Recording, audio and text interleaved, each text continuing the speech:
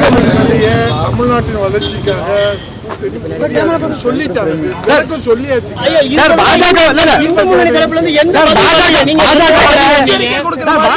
தொடர்ந்து அதிமுக கூட்டணி வைக்கக்கூடிய விளக்கம் சொல்லியிருக்கோம். நீங்க உங்களை மாதிரி நண்பர்கள் கேட்டாங்க, அதுக்கு விளக்கம் சொல்லி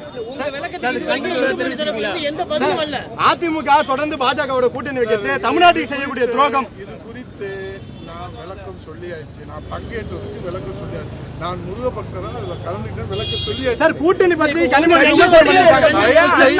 தயவு செய்து நீங்க நடுநிலையான பத்திரிகை வந்து என்னை விடுங்க.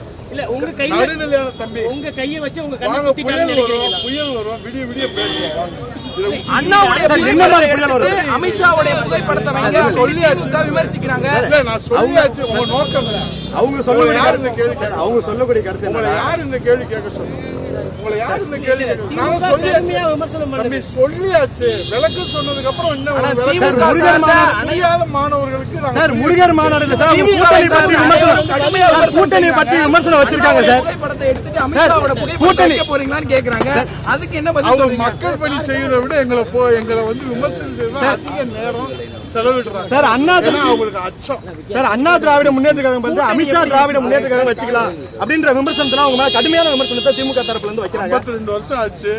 இப்பதான் பேர் சொல்றதை பத்தி அவர் விளக்கம் சொல்றாங்க. அவர்கிட்ட போய் கேளுங்க. நீங்க 52 வருஷம் 32 வருஷம் ஆளுங்கச்சு, அவர்கிட்ட போய் கேளுங்க. ஏன்ட கேக்குறீங்க? சார் பாஜகவோட கூட்டணி வச்சு அதிமுக தொடர்ந்து தமிழ்நாட்டுக்கு துரோகம் இழைச்சிட்டு வருது அப்படின்னு கனிமொழி வந்து குற்றச்சாட்டு வைக்கிறாங்க. அவங்ககிட்ட கேளுங்க. அவங்ககிட்ட கேளுங்க. வச்சிருக்காங்க. செய்திகளை உடனுக்குடன் தெரிந்து கொள்ள உடனே சப்ஸ்கிரைப் பண்ணுங்க.